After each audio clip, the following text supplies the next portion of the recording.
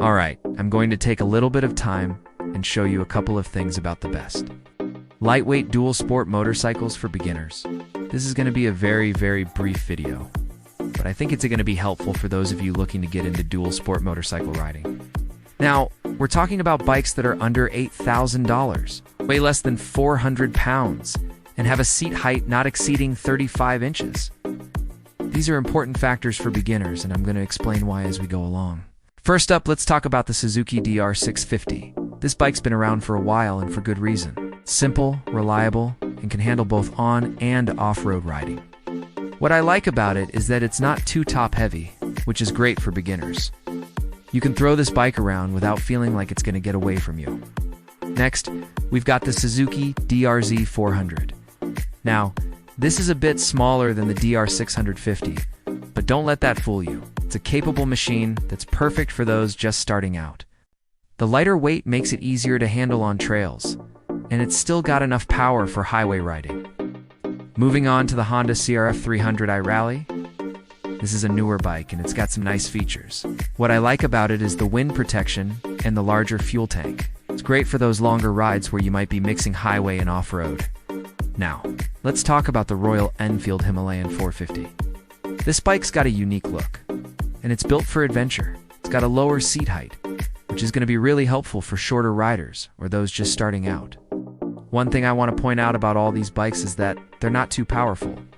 None of them exceed 800cc, which is important for beginners.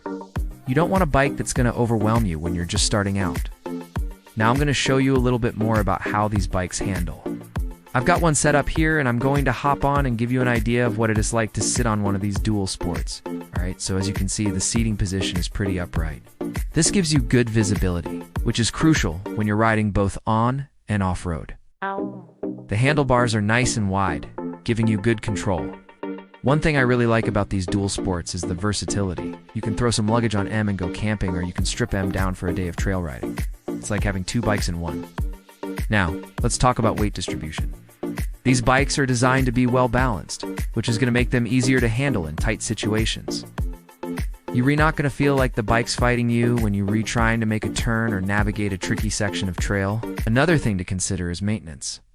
These bikes are generally pretty simple, which means you can do a lot of the basic maintenance yourself. That's going to save you some money in the long run, and it's going to help you learn more about your bike. I want to point out that all these bikes I've mentioned meet the criteria we talked about earlier. They're under $8,000, weigh less than 400 pounds, and have a seat height not exceeding 35 inches. It's going to make them accessible to a wide range of riders. Now, I'm not saying these are the only options out there. There are other dual sports that might fit the bill.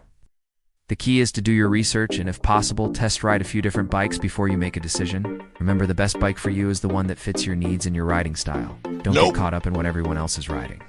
Focus on finding a bike that makes you comfortable and confident. Alright, that's about all I've got for this video. I hope this gives you a good starting point in your search for the best lightweight dual sport motorcycle. Remember, riding is all about having fun and staying safe. So whatever bike you choose, make sure you gear up and ride within your limits. Thanks for watching. See you on the trail.